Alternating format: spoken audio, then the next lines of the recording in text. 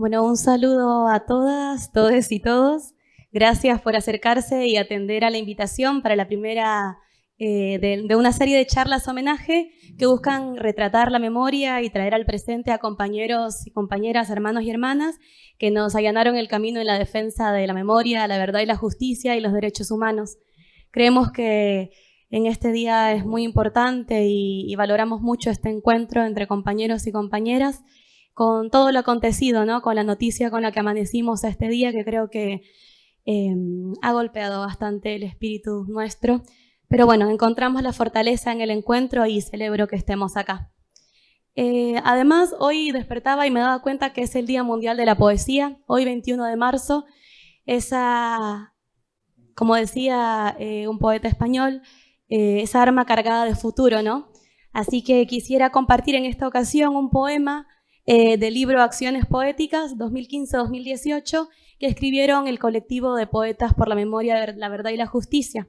Voy a pasar a leer el poema de Miguel Ángel Asturias, un escritor y diplomático guatemalteco, exiliado en Argentina por su apoyo al gobierno popular de Jacobo Arbenz.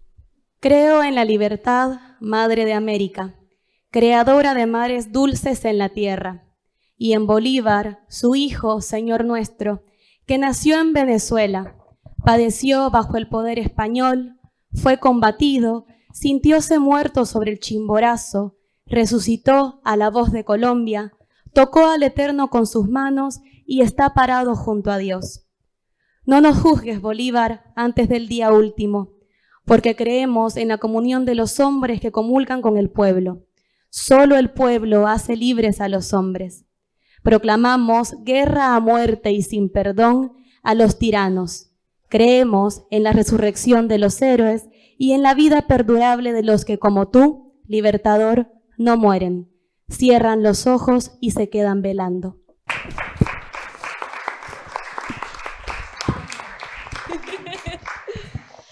Bueno, en esta ocasión nos reunimos en torno a la figura y el legado del padre Camilo Torres Restrepo, a propósito del libro escrito por el compañero acá presente, Nicolás Armando Herrera Farfán. Nos encontramos acá también bajo la convocatoria de diversos espacios. Menciono acá a la Iglesia Antigua de las Américas y ADLA, al colectivo Frente Unido Espacio Investigación Independiente CFU, al Centro de Estudios y Formación Marxista Héctor Agosti, el CEFMA, a la Casa de la Amistad Argentino-Cubana Camilo Torres Restrepo de Villa Dominico y al colectivo de Teología de la Liberación Pichi Meisegeyer. Como comenté al principio, este encuentro se da en el marco de la inauguración de un espacio al que nombramos América Profética, así que invito a la obispa Gabriela Guerreros para que nos comente de qué va este proyecto comunitario. Bueno, primero que nada agradecerles a todos que se tomaron el tiempito, que sabemos que andamos a las corridas por muchas cosas en estos tiempos que nos tocan vivir. Y desde la comunidad, que es la Iglesia Antigua de las Américas, con un montón de comunidades que están desde la Ciudad de Buenos Aires, la provincia de Buenos Aires y también Latinoamérica, creímos necesario poder traer, que para nosotros no es solo un título, América Profética, sino que viene a traer desde los distintos territorios en los que habitamos la necesidad de poder construir todos esos diálogos posibles que nos invitan a la memoria desde la teología de la liberación, desde otras teologías que a lo largo de este tiempo han empezado a deconstruir y que también nos dan la posibilidad de que otras diversidades habiten. Entonces, también América Profética viene en estos pequeños y profundos diálogos y sobre todas las cosas de encuentro, a poder debatir, a poder pensarnos, a poder registrar aquellas cosas que nos pasan en distintos territorios y poder construir esos lazos, sobre todas las cosas amorosos, sobre todas las cosas de profunda unidad en la diversidad y en estos tiempos que nos tocan vivir como pueblos, creemos que es necesario una América profética que se haga presente desde los territorios, desde cómo vuela, desde cómo sienta, pero con una profunda convicción que todos aquellos hermanos, hermanas y hermanas que sembraron su vida por otra forma de expresar la espiritualidad que sin duda va en unidad con la lucha de los pueblos, es necesaria y es posible en estos tiempos. Así que por eso esta primer charla y darle las gracias por aceptar la invitación de quienes hoy están y por todas aquellas charlas que se van a construir y que nos dan la posibilidad de poder crear y sentir y llevar adelante estrategias comunes de visibilidad y de acción conjunta. Muchas gracias.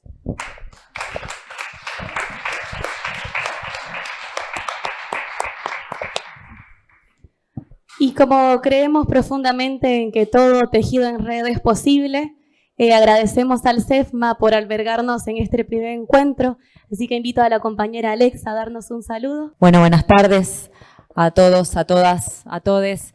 En nombre del CEFMA quiero saludar muy especialmente este encuentro tan necesario por muchas de las cosas que se dijeron recién.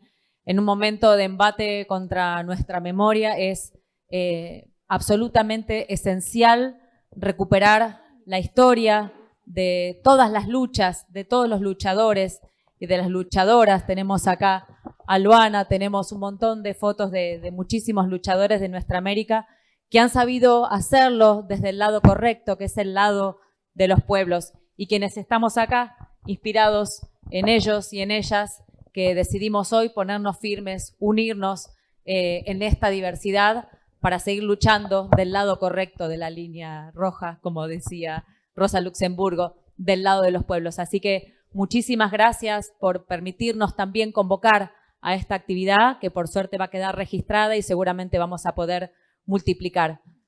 Gracias. Muchas gracias.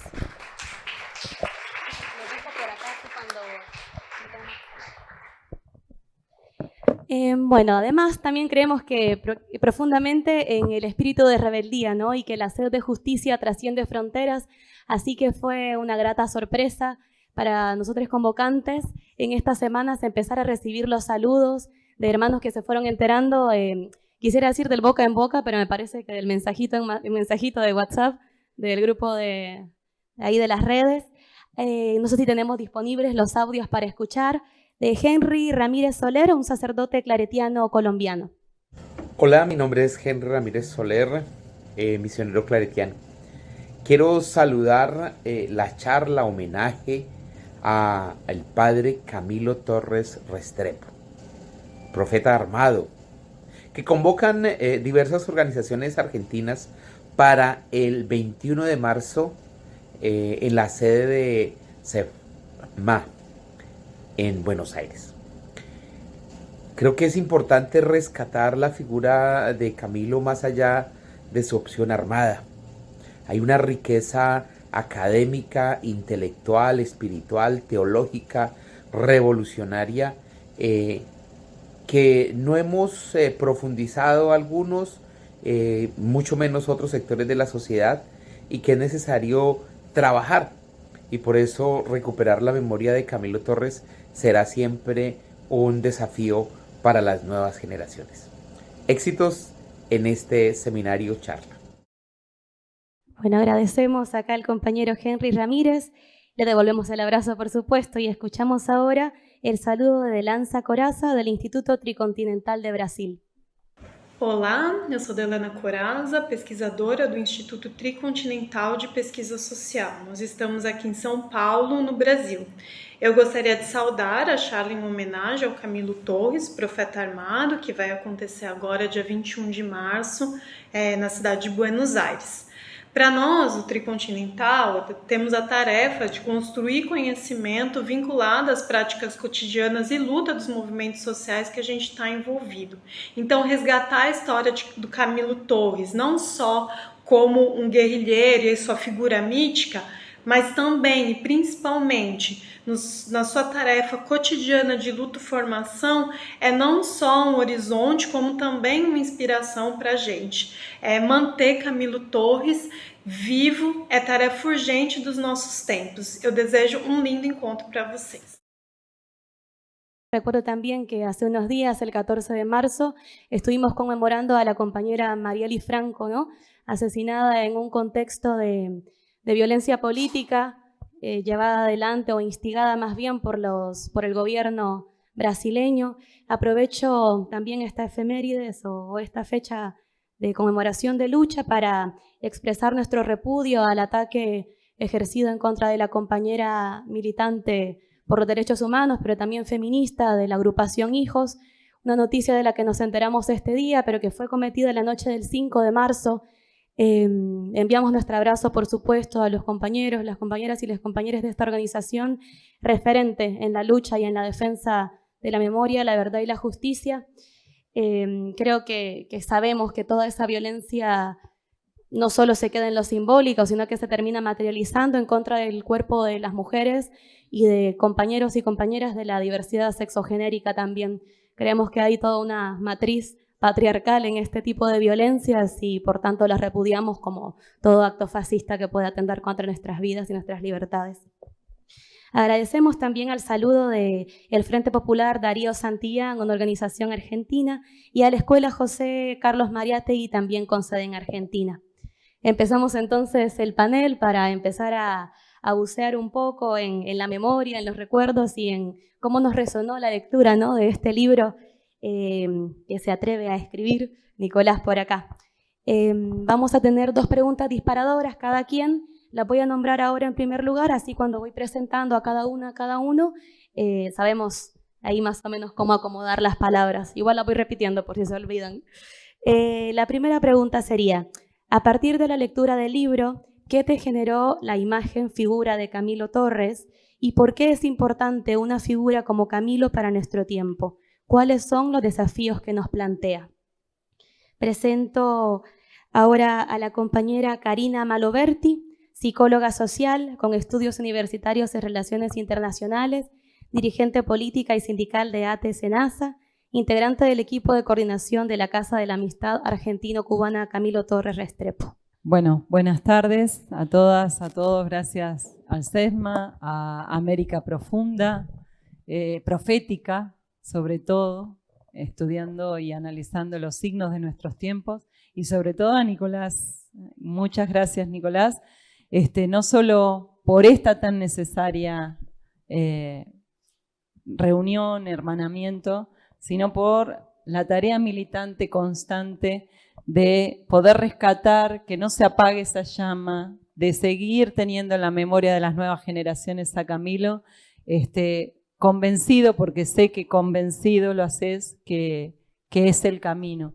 Y como todo profeta, el profeta amado, cuando leemos el libro de Nicolás, su ardua tarea de recuperar los archivos, la memoria, el pensamiento, el sentir y hacer de Camilo, es imposible no encontrar ese espíritu decidido y la invitación a todo pueblo y sobre todo cristiano a seguir los pasos revolucionarios de Jesús, ¿no?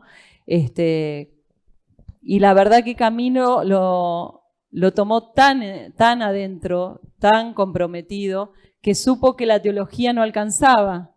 Y ahí es donde Nico, con su libro, sus investigaciones, nos invita a bucear en ese sentir y pensar y hacer de Camilo que indagó más allá, sintiendo que el verbo tenía que ser acción, que la palabra tenía que hacerse carne, y que entonces el estudio de la sociología lo invitaba a Camilo a poder acercar aún más esa filosofía de vida al sentir y pensar del pueblo, ¿no? De un pueblo sufrido, de un pueblo campesino, de un pueblo explotado, de un pueblo oprimido, donde no alcanzaba solo con la teoría y encerrar en los templos a esa ansia de liberación.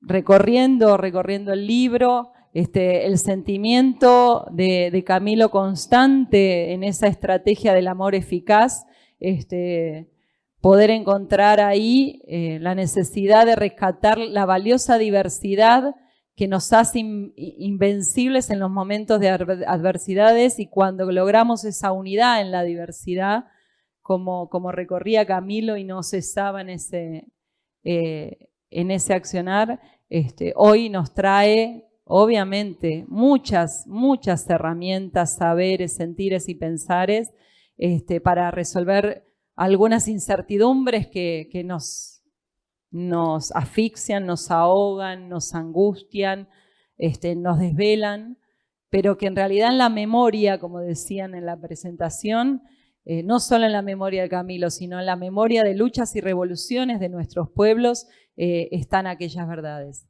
Encontrar en el método del materialismo histórico dialéctico el camino para la comprensión de este sistema de acumulación de ganancias de riqueza, de este sistema de muerte y de esclavitud, lleva a Camilo a hacer cada vez más carne el evangelio y el compromiso de esa teología de la liberación, de esa opción y la decisión de transmitir que el pueblo sigue evangelizando al pueblo. Y Camilo no lo dudó. Camilo no lo dudó. Tal vez me queda, leyendo el libro, plantearnos ese interrogante, ¿no? Que por ahí a veces nos perdemos en los laberintos de la razón sin el corazón, de la razón sin la razón cordial, donde nos vamos alejando y nos meten en esa vorágine de comprender el sistema material de acumulación, y hasta el propio Marx o hasta el propio Perón con el justicialismo, que muchos justicialistas no comprenden el justicialismo, que ya ni es humanista ni es cristiano hace rato, poder entender un Marx como nos explicaba Dussel, ¿no? Un Marx que venía de familia muy creyente, un Marx que venía de familia judía muy creyente, donde la espiritualidad era tan necesario para todo guerrero o guerrera que asumía la revolución y la causa y la misión de su pueblo, ¿no? Por la liberación. Y ahora más que nunca la estamos necesitando. Y estamos redescubriendo esa espiritualidad en los pueblos originarios, estamos redescubriendo nuestra espiritualidad y religiosidad en la esencia y volver a esa fortaleza que nos une como humanidad, en ese credo que se leía recién. No hay forma de darle pelea a este enemigo que no solo diseña en su etapa imperial, como Marx nos explicaba, pero que en aquellos años no nos podía dar detalles, que nos toca a nosotros entenderla y comprenderla, y ahí tenemos al Sefma, a Tilio, a muchos pensadores, pensadoras, investigando sobre cómo es esta etapa imperial del capitalismo, y hoy nos venimos a dar cuenta que, bueno, en la acumulación, no solo esta élite oligarca financiera internacional rediseña en esta tercera guerra mundial una nueva gobernanza imperial, que lo estamos viendo con el administrador de colonias que ha llegado por los votos y no hemos comprendido por ahí la etapa y la crisis civilizatoria en la que estamos.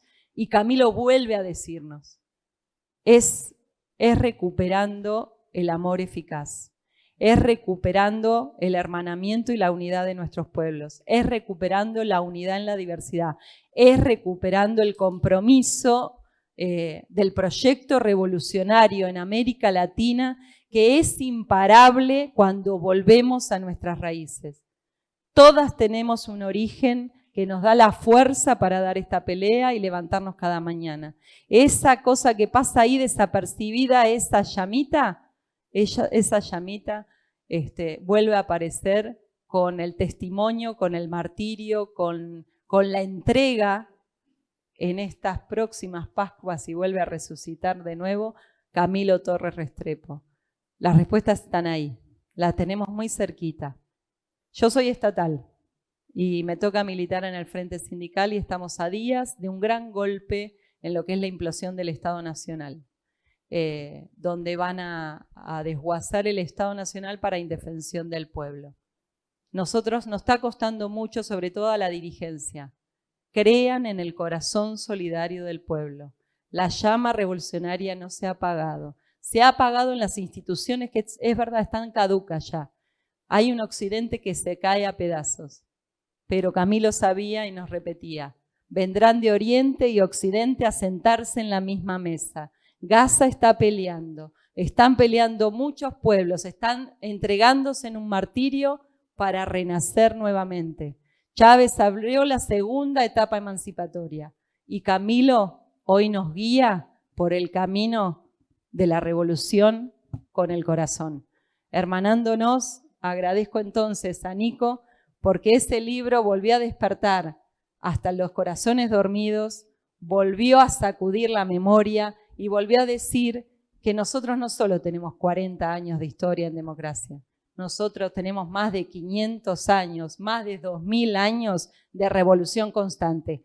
Ellos están cayendo, vinieron a estas tierras en una retirada estratégica. Vamos a tener que soportarlo y resistir una vez más, pero sabiendo que Camilo vence y que resucita en estas Pascuas en la revolución de nuestros pueblos.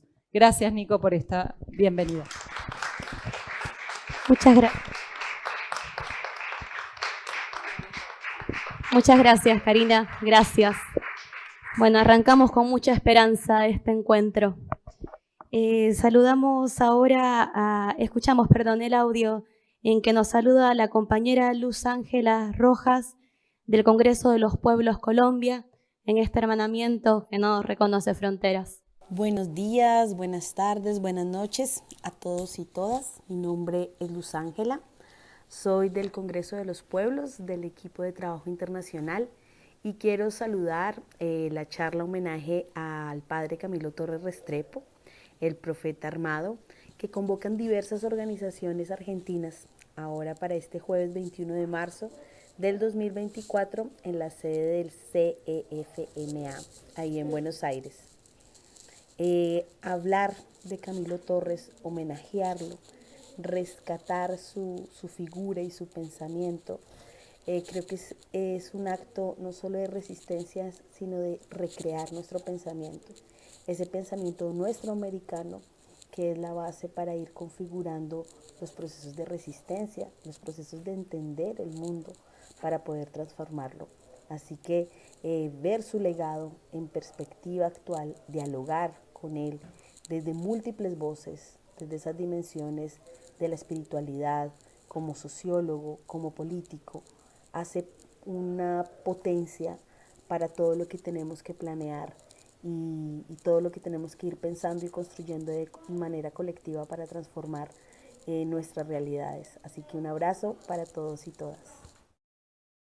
Agradecemos a la compañera Luz Ángela que nos saluda desde Colombia, y en este amor eficaz que nos mencionaba la compañera Karina, yo creo que es un elemento esencial en la práctica política y espiritual de la compañera a quien voy a presentar ahora, a Fátima Cabrera, siempre solidaria, siempre con una energía que logra aunar y juntar a compañeros, compañeras de diversos espacios, casi que hacedora, ¿no?, del Vía Crucis ecuménico en la Exesma todos los años. Paso a presentar y a contar que además es educadora popular, militante y defensora de los derechos humanos, actualmente coordinadora de la Escuela Popular de Música que funciona en Madres de Plaza de Mayo, línea fundadora en el espacio de memoria Exesma. Es miembro de la Fraternidad Laica Carlos de Foucault, coordinadora del espacio interreligioso Patrick Rice. Es excatequista en la Capilla Cristo Obrero de Retiro y querellante del juicio por lesa humanidad de Coordinación Federal por su secuestro y el de su compañero de vida Patrick Rice. Perteneció además al movimiento villero peronista. Fue coordinadora del programa de alfabetización, educación básica y trabajó en los barrios de la ciudad de Buenos Aires durante 17 años.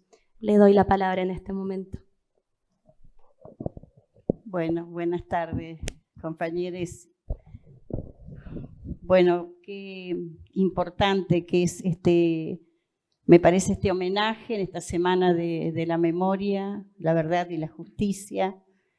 Y quiero empezar primero con un gran agradecimiento, Nicolás, por tu libro. Yo había leído el anterior y la verdad que en el mes de noviembre estuve en Medellín con un encuentro regional de nuestra fraternidad Y justamente allí lo que nos sucedió es que todos los que íbamos con la impronta de acá de Argentina, que ya eran varios de mi generación y demás, nos encontramos con que dentro del programa, y eso que nosotros lo habíamos propuesto, no estaba una visita para ir al seminario mayor donde se hizo el documento de la reunión de los obispos y donde salió todo lo que es la encíclica y la opción por los pobres. Esto fue y digo, dentro de una fraternidad que estamos, pero nosotros siempre insistimos en esta memoria, ¿no? Porque creo que esa memoria está en disputa y no la tenemos que dejar. Y la memoria de Camilo y de todos nuestros mártires, de nuestros compañeros, es algo que yo creo que eso es lo que nos permite seguir vibrando, ellos nos iluminan. Y fue tan fuerte que logramos que en un momento de esa semana fuimos allá y fuimos con las fotos de todos nuestros mártires latinoamericanos. Fue, creo que un hecho más, al no estar programado, fue más del sentir y hacernos presentes en ese lugar. Y en eso me parece que está esta cuestión del amor eficaz de Camilo, de esa mística y esa acción que a muchos de nosotros nos marcó en la fe y la política. Tal vez desde distintos lugares. Yo empecé desde ahí en la Villa de Retiro, vinculada a los 13 años, siendo la primer catequista en la Capilla Cristo Obrero. Y ese enamoramiento de ese Jesús y ese evangelio que era revolucionario, y que de eso nos enamoramos cuantos, y decidimos, y nos daba la posibilidad de pensar que podíamos cambiar el mundo. Me parece que esa fuerza no la tenemos, que es como la luz o esa vela que no hay que dejar que se apague, y que por más que haya vendavales, como el que tenemos ahora y tan terrible, como lo explicaba también la compañera, no la tenemos que perder. Yo casi todos los días tengo un altarcito parecido con todos nuestros mártires, nuestros afectos, con Patricio, por supuesto, y pongo una velita, porque eso nos hace como dar la fuerza de que esa luz está siempre, más allá de que, y me parece que pasa por lo cotidiano. Justamente en esa época, muchos de mis compañeros y grandes compañeros que tuvimos el privilegio de compartir y hoy no están, que forman parte de los 30.000, se enamoraban de ese Jesús, de ese sentir comunitario, de ese sentir del pueblo, de su cultura, y venían a vivir en comunidad.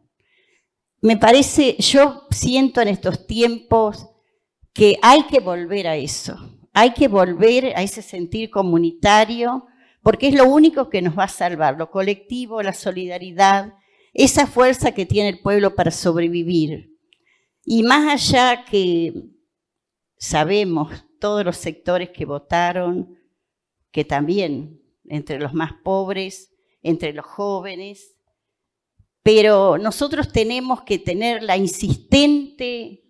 ese insistente amor eficaz para poder llegar al corazón, a lo más humano, porque hay una deshumanización que es la cultura de la muerte de este sistema, y que por más que lo veamos que sí, está en crisis y se cae, pero sigue, porque tiene un gran poder. A mí cuando me secuestraron a los 18 años, yo ahí entendí lo que era el enemigo, en la tortura, porque uno lo puede intelectualizar. Yo hablaba del imperio, en esa época era muy común las discusiones y que teníamos muy claro, pero yo aprendí eso en un lugar de tortura. Entonces, cuando también caracterizamos y hablamos del enemigo, tenemos que ser muy, muy firmes y analizarlo todo el tiempo. Y ver sus estrategias, y también nosotros como pueblo, yo creo que ahí estamos fallando. Que no es una cuestión solo de formación, porque a veces podemos intelectualizar y sí, podemos declamar un montón de cuestiones, en los derechos humanos también se declaman tantas cosas, pero sin embargo cuando lo avasallan, ahí me parece, Patrick Ray fue mi compañero de vida, él fue un hermano del Evangelio y después se transformó en un gran defensor de los derechos humanos, pero fue un militante también.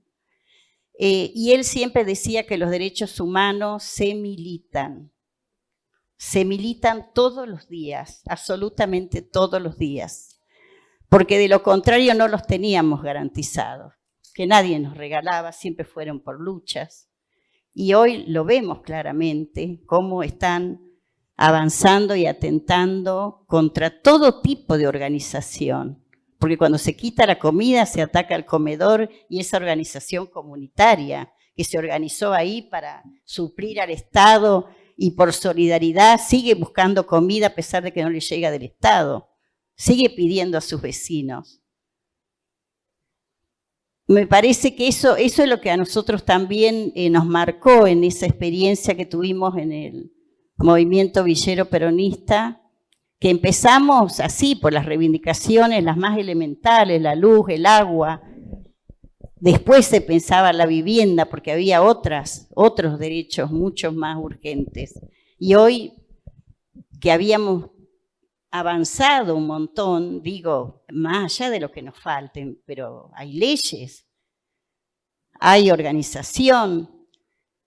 No tenemos que dejar que nos avasallen y nos quiten, porque sabemos ya como pueblo lo que cuesta cada vez que nos sacan los derechos. Y cada vez, entonces, estamos ahí y creo que todavía no nos animamos. Yo tengo la esperanza de que el pueblo, de que cuando se empieza a salir a las calles, es lo único que puede hacer que esto se pare.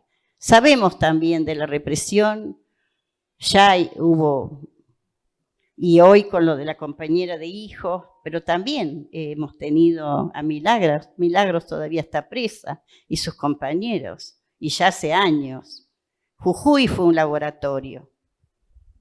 Como hablábamos en la dictadura, Tucumán, yo soy de la provincia de Tucumán y fue laboratorio, antes de la dictadura.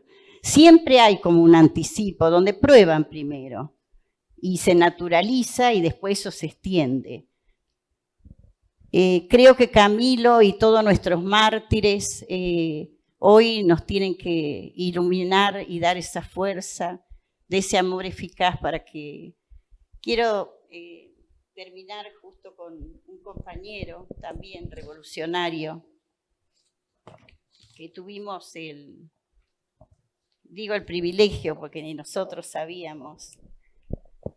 Carlos Bustos él fue capuchino, después miembro de la fraternidad Carlos de Foucault, estuvo en la organización Montoneros, como varios de nuestros sacerdotes también, hoy desaparecidos. El año pasado, por ejemplo, fui a una escuela que a mí me sorprendió y la verdad que con gran alegría, que le pusieron Jorge Adur, y donde estaban todos los niveles de la enseñanza hablando de la vida de Jorge Adur. Uno a veces se sorprende porque decimos, pero esa escuela está cerca del barrio Manuelita. Y nosotros, claro, donde él vivía, y lo fueron rescatando desde una investigación de la escuela secundaria. Por eso creo que tu libro y toda esa investigación y todas esas horas seguro de trabajo es tan importante porque eso circula. Y más allá de los ámbitos de pertenencia, digamos, va más allá.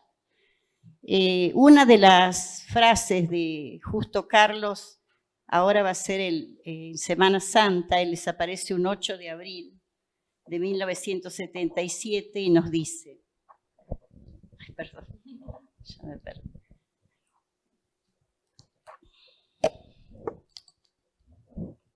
Hay que correr con los tiempos bajo peligro de morir aplastados por la historia. Es maravilloso vivir en estos tiempos difíciles porque podemos tener el humilde orgullo de pensar que el Señor confía en nosotros. Confía que nosotros saquemos la barca a flote. Hermano, tenemos una misión que cumplir, vos por tu lado y yo por el mío. Tu puesto en el mundo no lo puede suplir nadie. Sabiendo esto, jamás te desanimarás en cualquier empresa que comiences. Podrás equivocarte, pero enderezarás el rumbo y le seguirás metiendo fierro a fondo. Fragmento de una carta de Carlos a su hermano Marcelo. Gracias.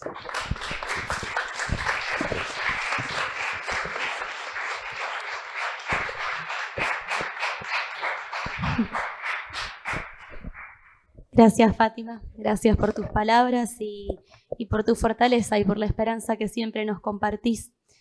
Escuchamos ahora el saludo que nos llega desde Uruguay, de Camilo Álvarez, del Centro Martin Luther King.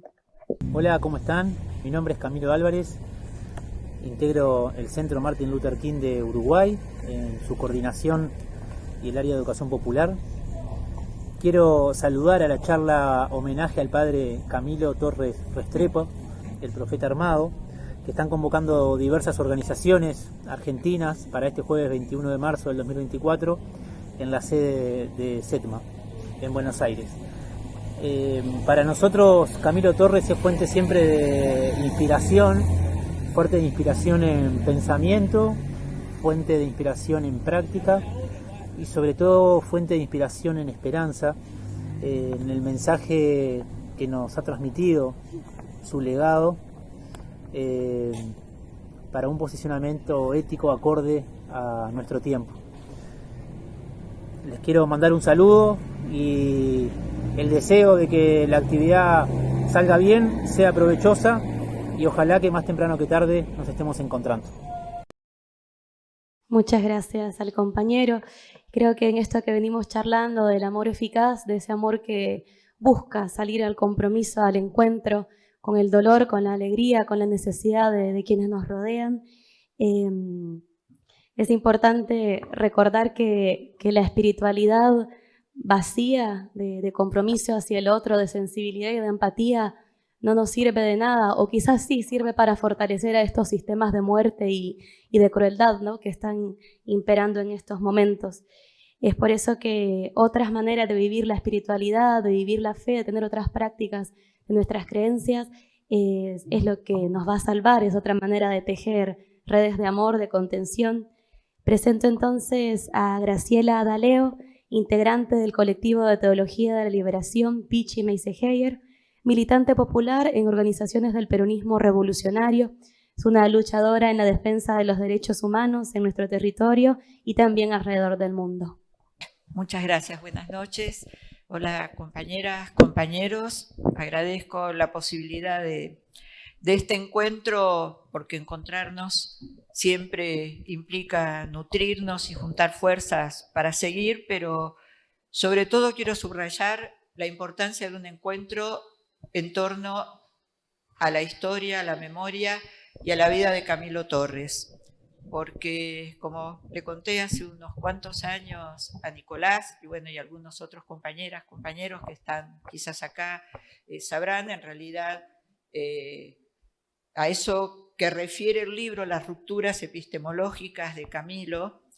Yo puedo decir que mi primera ruptura epistemológica está vinculada a Camilo Torres, porque se produce precisamente en el mes de febrero de 1966, fecha en la cual Camilo ya estaba en el monte y es muerto en combate, y en ese mismo tiempo un grupito de jóvenes cristianos, y algunos por ahí no tan cristianos, pero con una profunda vocación militante, partíamos a misionar a un pueblo en el norte de la provincia de Santa Fe.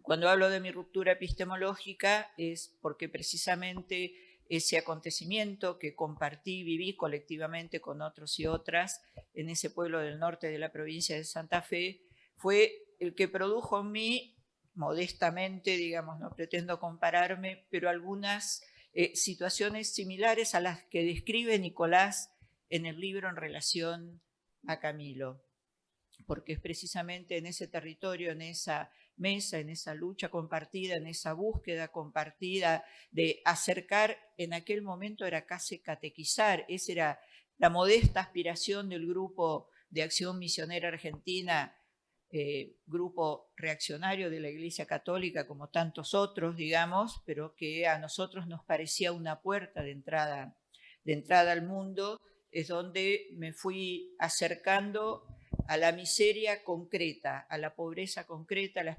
explotación concreta, no porque antes no hubiera visto, vamos a decirlo así, pobres. Iba también a la Villa de Retiro con el Colegio de Monjas a hacer recreación infantil, intentando llevar adelante esa práctica de la caridad cristiana que aprendía en el colegio religioso, pero en aquel encuentro, en aquel mes que vivimos en el norte de la provincia de Santa Fe, yo creo que lo central fue no solamente el acercamiento y el insertarnos en un territorio donde la explotación era clara y patente, sino haber compartido eso con tantos y tantos compañeras y compañeros, reflexionar, analizar esto y no solamente verlo y describirlo, sino empezar a pensar en torno a las causas. Y además, no solamente pensar en torno a las causas de lo que estaba viviendo la población de Tartagal, sino también cómo hacer frente a esa situación de explotación y miseria y de transformarla. Compartí ese camino con alguien de cuyo asesinato se cumplen este año los 50 años, con Carlos Mujica, y también con otros compañeros y compañeras, muchos de los cuales pasaron, digamos, a ser nombres conocidos en la lucha popular, como Carlos Ramos, por ejemplo, muerto por las balas de la dictadura de Onganía en 1970, Roberto Perdía, que murió el día de ayer, Mario Firmenich y otros compañeros y compañeras cuyos nombres no han trascendido públicamente, pero que han seguido su compromiso revolucionario a lo largo de muchos años y de mucho tiempo. Y decía también coincidencia porque es precisamente, sin haber escuchado yo antes el nombre de Camilo Torres, es en ese lugar del norte de la provincia de Santa Fe donde supimos que Camilo Torres, un cura colombiano, así fue dicho, un cura colombiano,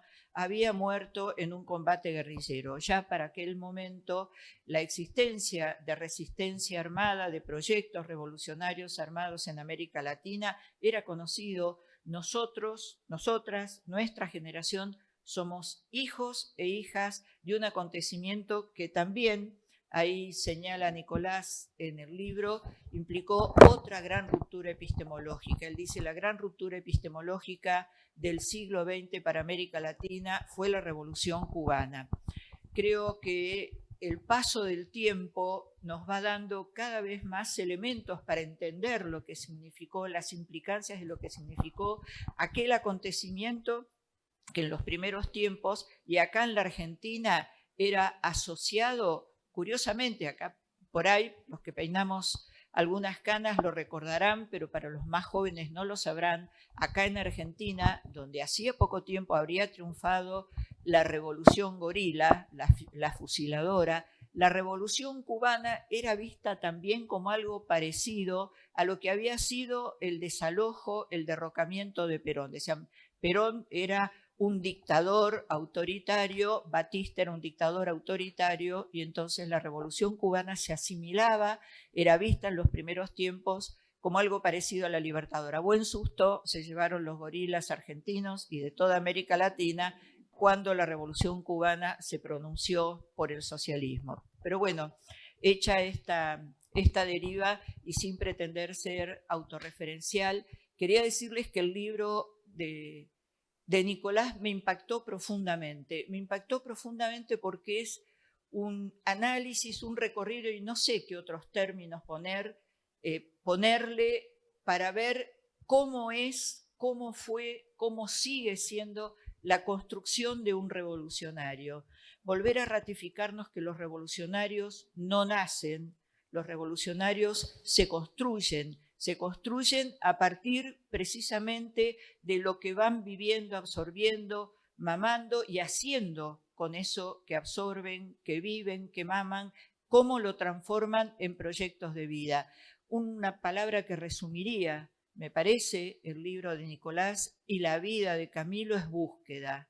O sea, les recomiendo la lectura, si no lo han leído, que lo lean porque es realmente, digamos, es como si estuviera uno viendo en una película que es plana, que no tiene profundidad. El libro tiene profundidad y nos hace vivir el camino de Camilo. Digamos, eso, un camino, un proceso, y vuelvo a subrayar el término proceso, precisamente pensando en tiempos en los cuales pareciera que todo es instantáneo, que todo es producto de algo que sucede en 2 minutos, y si el resultado no es satisfactorio, se desecha, o lo único que se hace frente a los acontecimientos es poner me gusta o no me gusta y chau. No hay concepto, me parece que hay algo que nos sigue faltando, y no quiero con esto ser descalificadora de las nuevas generaciones y decir, nosotros lo hacíamos todo mejor, pero creo que precisamente la cultura que se ha venido construyendo en estas últimas décadas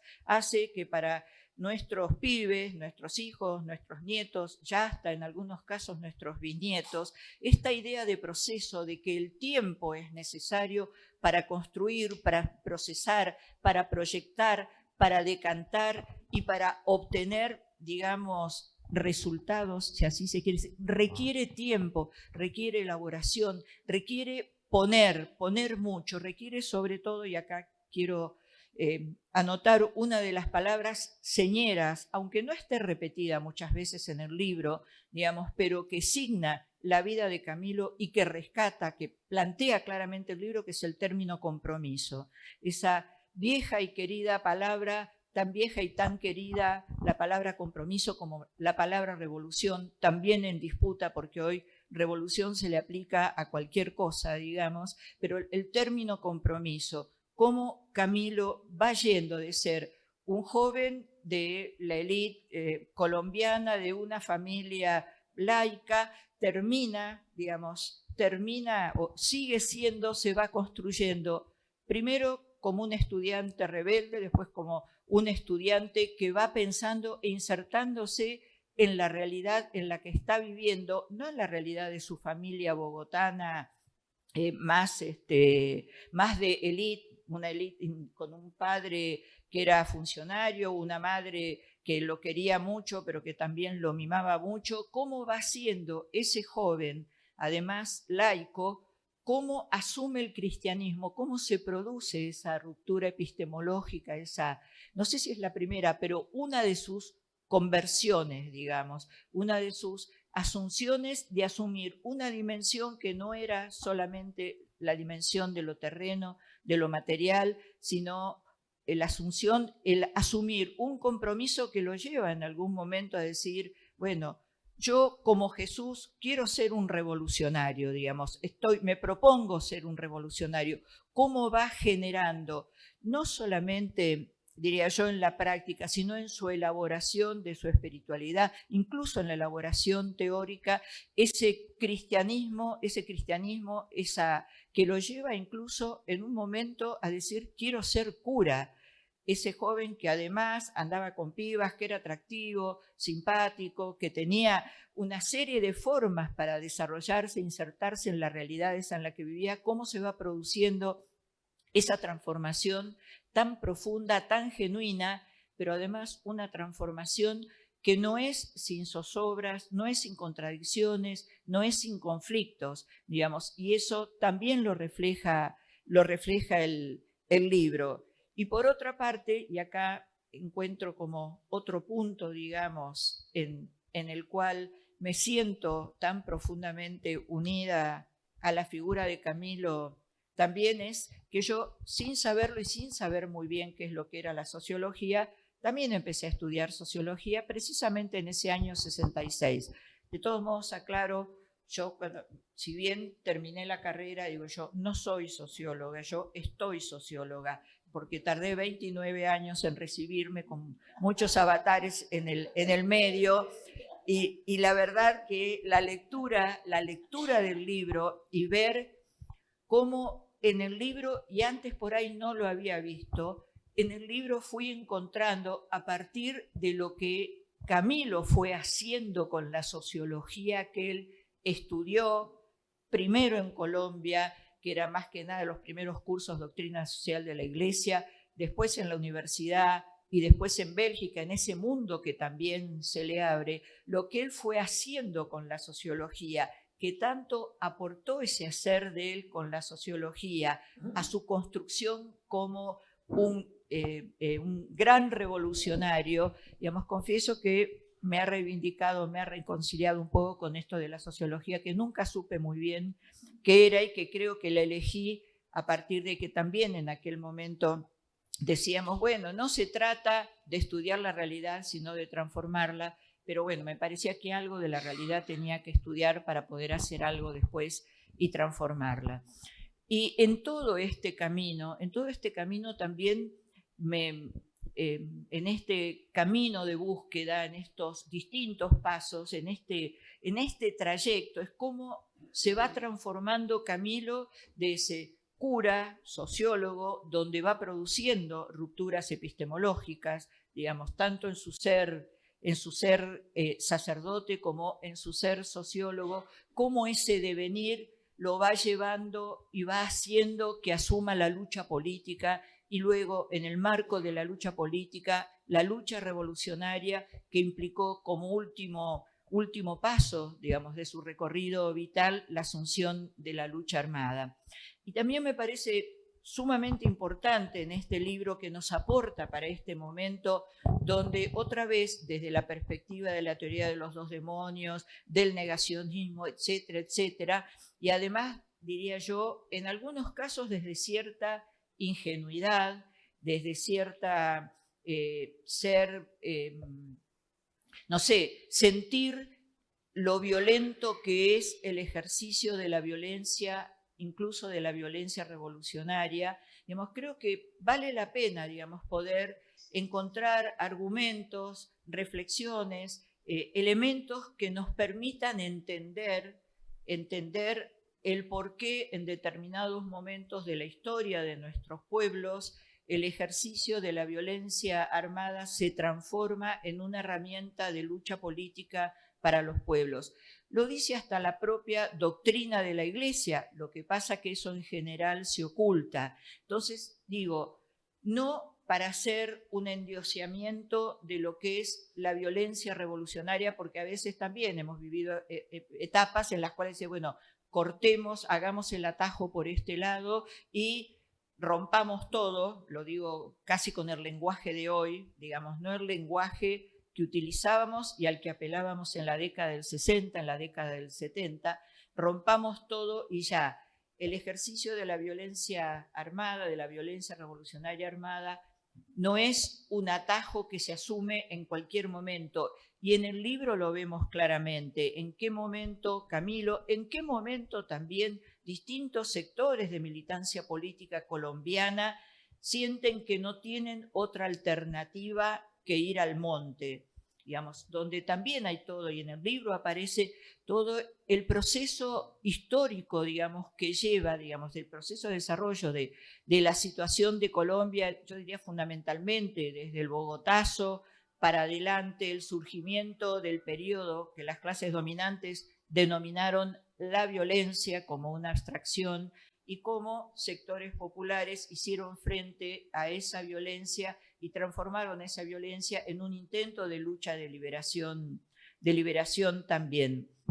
Pero bueno, creo que ahí yo hice acá, como verán, siempre tengo una idea de que el tiempo es un chicle y anoté todas estas cosas para compartir con ustedes. Sé que el tiempo es limitado, pero solamente eso, quería mencionar algunos de los conceptos que me parece que están muy claros y nos permiten recorrer en el libro de Nicolás la vida de Camilo, pero subrayo, poder verla como una vida vivida intensamente con contradicciones, con conflictos. Hay momentos en los cuales Camilo, que muere combatiendo, pero antes había estado vinculado incluso al Frente Unido, digamos, que era aquel instrumento político que habían inventado los liberales y los conservadores para ir alternándose en el poder en el gobierno de Colombia. Él hizo todos esos intentos, participó de instituciones estatales y todo el tiempo sí subrayó, estuviere donde estuviere, que era necesario el protagonismo y la participación de las comunidades, que nada, ni la reforma agraria que él reivindicaba como necesaria, ni por ejemplo, lo que implicara respuesta a las rebeliones universitarias, nada de esto podía hacerse y daría frutos si eso no era asumido y protagonizado por los sectores populares. Una de las esto sería un poquito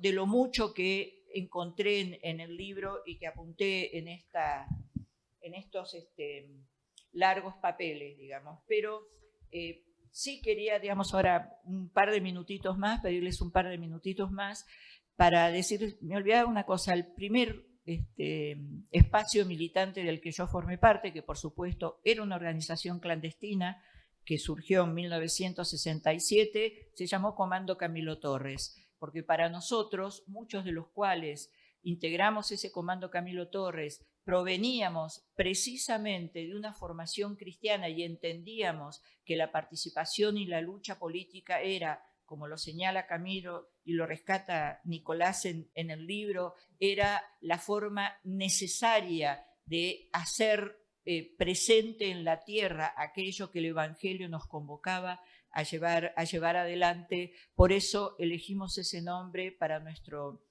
primer agrupamiento político, que además publicaba una revista que también tiene que ver con Camilo, que era Cristianismo y Revolución.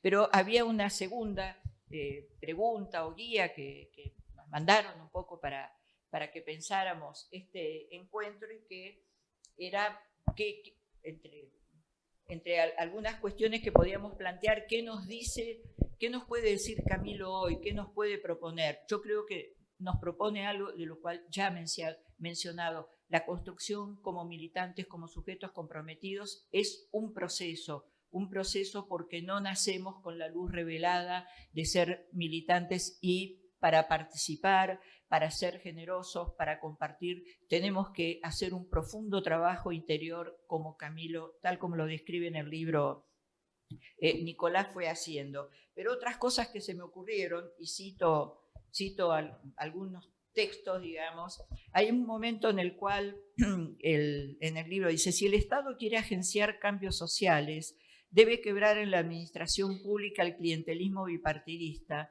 el particularismo, el paternalismo y los intereses corporativos. Confieso que cuando leí esto pensé, nos está hablando precisamente no en este momento donde el gobierno encabezado por esta fuerza nefasta que es el mileísmo y todo lo que lo rodea, pero pensaba por ahí en los profundos dilemas y problemas que se van planteando cuando, por ejemplo, en el gobierno, cuando los gobiernos son nacionales y populares, digamos, que no necesariamente eso los transforma en estar libres de errores, de contradicciones y de conflictos. Y esta cita de Camilo me pareció muy significativa. Digamos, otra de las menciones era la democracia como el gobierno del pueblo, en el que subyacen dos tipos de poder y gobierno: el formal, que mantiene la idea del pueblo como origen y fundamento, y el real, que es el ejercicio de facto por determinados grupos que influyen, determinan y presionan las decisiones políticas, económicas y sociales. Y esto también me pareció importante, lo sabemos, digamos, pero es importante subrayar que una cosa es el poder que puede surgir de juntar los votos, y otra cosa es quién ejerce el poder real, que a veces pareciera que nos olvidamos de eso.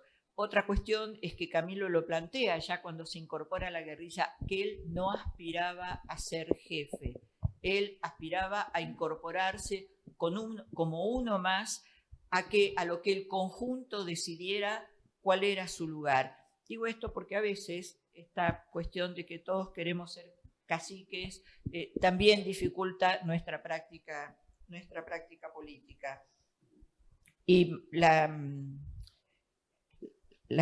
los dos últimos elementos que quería mencionar es que en algún momento Camilo también dice el compromiso, no lo dice con estas palabras, pero el compromiso exige sacrificios.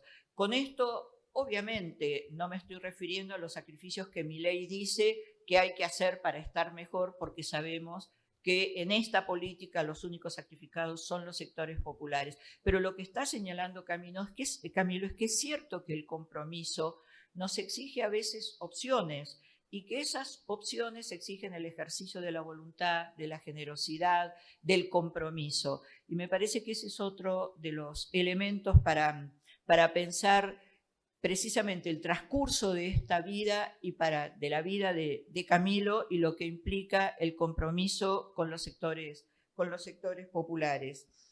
Y la otra cuestión es, la ética es indispensable para el desarrollo de la práctica política al servicio de los sectores populares. Y la última cuestión que mencionaría es el tema de la relación de fuerzas. En las reflexiones finales que hace, o cuando hace las hipótesis, Nicolás, en relación a toda la vida de Camilo, a su práctica política, a su práctica militante, a su práctica revolucionaria, señala, por ejemplo, que en ciertos aspectos había cierta ingenuidad por parte de Camilo, también cierta, no sé si superficialidad, no tomar en cuenta todos los elementos de la realidad existente para el análisis, para el diagnóstico y para el desarrollo de una propuesta política y de una propuesta de acción. Que eso es necesario, pero también es cierto, digamos, que es imposible que previamente, y es un tema que ha estado circulando tanto tiempo, el tema de la relación de fuerzas. La relación de fuerzas en el enfrentamiento con el enemigo no es una cuestión matemática que podamos sacar la cuenta y ver si están todas las coordenadas alineadas para llevar adelante alguna acción que problematice y que cuestione al poder. Es cierto que no se puede sacar la cuenta, pero por otra parte también sí es necesario que haya un análisis de la situación y de aquello con lo que contamos para llevar adelante nuestra práctica política. Y para terminar, como hicieron, como la poesía también muchas veces resume mucho de lo que queremos decir, yo quería compartir con ustedes un poema muy reciente de un poeta palestino muerto por las bombas israelíes junto con su hermana y sus sobrinos en diciembre de 2023, que dice, pensando además en este libro que nos regala Nicolás: si tengo que morir, tú tienes que vivir para contar mi historia, para vender mis cosas y comprar un pedazo de tela y algunos hilos, que sea blanca y con una larga cola, para que un niño en algún lugar de Gaza, mientras mira el cielo esperando a su padre, que se fue en una explosión y no se despidió de nadie, ni siquiera de su carne, ni siquiera de sí mismo, vea la cometa que hiciste volando allá arriba, y piense por un momento que es un ángel que le trae amor. Si tengo que morir, que eso traiga esperanza, que se convierta en un cuento. Imagino a Camilo en aquel último momento del 15 de febrero de 1966, sintiendo que su muerte se convierta en una esperanza. Gracias.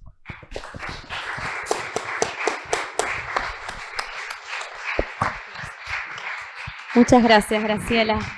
Gracias. En esto del abrazo internacionalista, compartimos el saludo del obispo Carlos Poma del Consejo Latinoamericano de Iglesias. Hola, soy el obispo Carlos Poma, presidente del Consejo Latinoamericano de Iglesias CLAI Constitucional. Quiero saludar la charla homenaje al padre Camilo Torres Restrepo, el profeta armado que convocan diversas organizaciones argentinas para el jueves 21 de marzo del 2024 en la sede del CEPMA en Buenos Aires. Creo es importante homenajear a Camilo Torres porque es una figura útil para nuestro tiempo. Deseo éxitos, envío un abrazo para el desarrollo de la actividad. Paz y bendiciones para todos y todas. Muchas gracias. Presento entonces, acá apurando un poco los tiempos, a Atilio Borón, de la Universidad de Avellaneda, licenciado en Sociología de la UCA, magíster en Ciencia Política de Flaxo, Chile, y PhD en Ciencias Políticas de la Universidad de Harvard, coordinador del ciclo de complementación curricular en Historia de América Latina de la Facultad de Historia y Artes de la UNDAD, coordinador de la Cátedra de Pensamiento y Poder Popular del CEFMA, esta casa que hoy nos acoge, director además de la colección Batalla de Ideas de Ediciones Luxemburg, que seguramente muchas hemos consultado. Fue vicerrector de la UBA, secretario ejecutivo del Consejo Latinoamericano de Ciencias Sociales CLACSO y director del PLED, Programa Latinoamericano de Educación a Distancia del Centro Cultural de la Cooperación. Así que es un gusto y un agrado tenerlo acá como invitado. Estar acá en esta mesa, compartir con luchadoras y militantes sociales como las compañeras, de una trayectoria tan larga y fecunda, ¿verdad? Camilo Torres es un personaje absolutamente excepcional, creo que ha quedado claro por lo que se ha planteado. Yo por razones de edad, nada más que por eso tuve la chance de conocerlo, lo vi. Él vino a Buenos Aires a un seminario en el año 1962 y nos llamó mucho la atención, ¿verdad? Yo era, en ese momento era un estudiante de la Universidad Católica. Tenía en mi cabeza la confusión propia de los jóvenes de los primeros años de los 60, agravada profundamente por el contacto con algunos personajes absolutamente retrógrados en la Universidad Católica que contrastaban notablemente con lo que era la renovación que se estaba produciendo en el seno de la Iglesia Católica con el Concilio Vaticano II, ¿verdad? Y en ese verdadero mare magnum de ideas uno iba buscando, creo que Graciela lo dijo, ¿no? Una búsqueda permanente de ver, bueno, cómo interpretar esta realidad y cómo cambiarla. Yo también, como ella, fui a hacer misiones en el norte argentino. No lo oculto porque nadie nace marxista, leninista, chavista, castista. Nos vamos haciendo, ¿verdad? Yo procedía de un hogar de inmigrantes italianos, ultracatólicos, y para mí, digamos, eso era un marco de referencia inamovible, que bueno, que lo fui rompiendo gracias al carácter reaccionario de la Universidad Católica, que era tan reaccionario que me provocaba un rechazo diciendo, bueno, acá, claro, no, te digo, cuando a vos te dicen, por ejemplo, que toda la historia de la filosofía termina en el último capítulo de la Suma Teológica de Santo Tomás de Aquino, y uno en su ingenuidad, como yo entré muy joven en la universidad, y yo me atreví a preguntarle a esta figura monstruosa, un fósil del medioevo como era Monseñor Derisi, decirle, pero Monseñor, y no vamos a ver a Descartes, no vamos a ver a Kant, ya sabía que no podía decir Marx porque me fusilaban, pero y ahí fue cuando me dijo, eso no es filosofía, eso es basura. Digo, por suerte uno reaccionó, bueno, en fin. Y esto viene a cuento de que por muchas razones la figura de Camilo resulta para mí extraordinariamente atractiva y movilizadora y conmovedora. Vuelvo a ese evento que se hizo en el entonces Instituto Di Tella, 1962, se hizo un gran evento en donde se invitaron algunos de los principales sociólogos que había a nivel mundial, gente que nosotros, Graciela, estudiábamos en los textos, ¿verdad? ¿Qué sé yo? No solo los de acá, Germani, etcétera, pero Seymour Lipset, Hoselitz, todo eso estaban acá. Y nos llamó poderosamente la atención este curita que vino con sotana, muy pintón, como ella dijo. Algunas de las chicas que estaban muy embaladas con el curita, lo veían porque era muy seductor, hablaba en ese tono colombiano que tanto atrae, digamos, por lo menos atraía, no sé hoy cómo será la cosa, a todos en este país, y fue el tipo que dijo algunas cosas que hicieron de que nosotros nos acercáramos a hablar con él.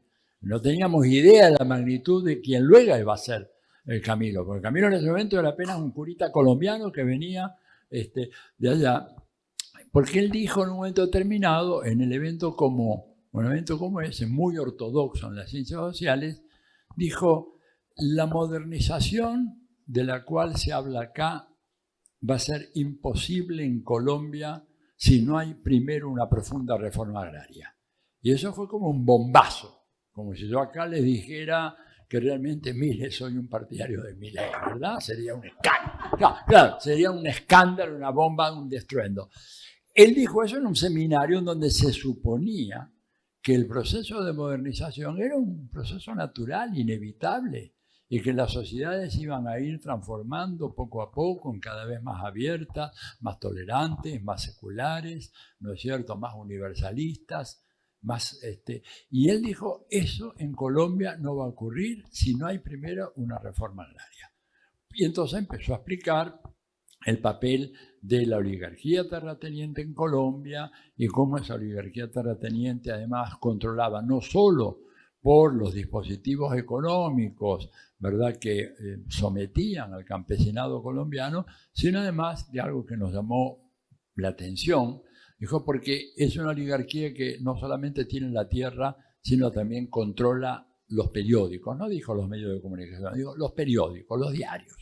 Los diarios de allá, El Tiempo y El Espectador, son diarios que corresponden a distintas fracciones de la oligarquía terrateniente colombiana. Sí, sin tener en cuenta esto, cualquier planteo, ¿verdad?, de modernización de la sociedad colombiana está destinado al fracaso, a ser una lectura incorrecta de esa sociedad. Por supuesto, cuando terminó la presentación y se hizo el alto, fuimos varios a rodearlo, a preguntarle, a decirle que nos explicara más, que cómo era eso y todo lo demás.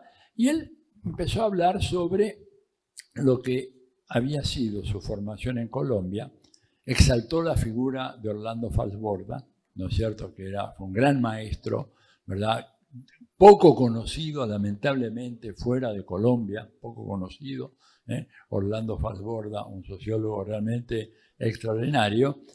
Y nos habló entonces de que lo que estaba pasando en la iglesia era que había una revolución. Dice: la iglesia había sido secuestrada por sectores que no representaban para nada el verdadero mensaje de Cristo. Y entonces recuerdo que dijo: Cristo es hijo de una familia obrera, su padre era un obrero, y él fue un luchador antiimperialista. Yo recuerdo que eso realmente, yo tenía en ese momento 19 años, ¿verdad? Y realmente fue oír una cosa así de alguien que además tenía una sotana, que simbólicamente yo veía una sotana y poco menos que hacía la venia, o me persignaba, me persignaba así, padrecito. Y que el tipo dijera esa cosa realmente nos impresionó profundamente. Y la verdad que en los 3 días que duró el seminario hubo ocasión de verlo y charlar un poco con él, y era realmente un tipo muy amable, muy dado, muy abierto. Quería saber qué estaba pasando en la Argentina en el 62, ya las cosas se estaban poniendo muy complicadas, ¿verdad?, en este país también. Y bueno, y ese recuerdo que tengo de él, lamento, no tengo ni una firma de nada de él, ni nada, pero lo que sí pasó es que en cuanto él se fue, desapareció por completo y solo me enteré de él de su muerte a principios del año 66, ¿no es cierto?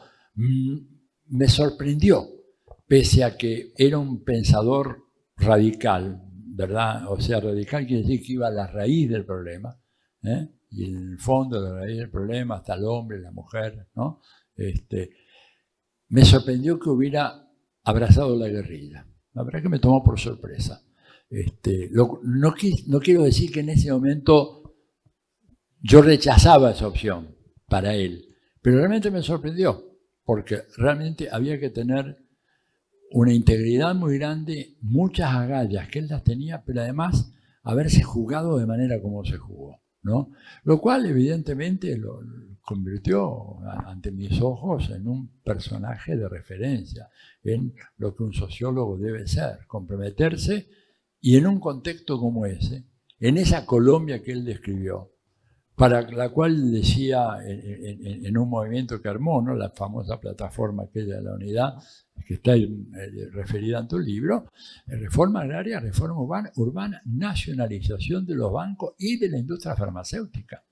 Porque él decía, y fíjense que la clarividencia, ¿verdad? Porque si uno después se pone a mirar qué pasó 50 años después, digamos, hoy en día los grandes conglomerados, uno de los grandes conglomerados más importantes del capitalismo contemporáneo es la industria farmacéutica y el capital financiero. Él ya lo había visto, o sea, era un sociólogo muy perspicaz, un hombre muy agudo, una mirada muy profunda, y además un tipo que se jugó la vida.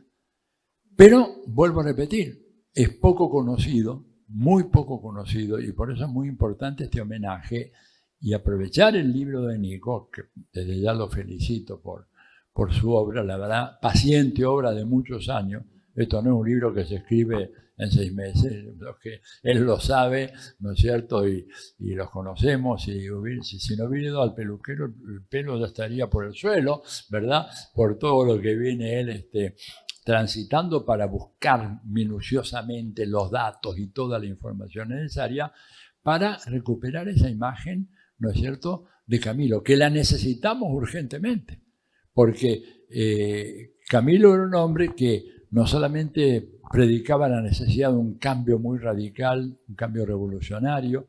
En esa época la palabra, en el año 62 estoy hablando, en ese seminario no era una palabra más bien se hablaba de cambio social, desarrollo social, modernización. No había temas de ruptura, no había ruptura en el desarrollo de lo social. Él en cambio veía esa ruptura. Pero él insistía en dos cosas muy importantes, y con esto cierro de lo que hablábamos.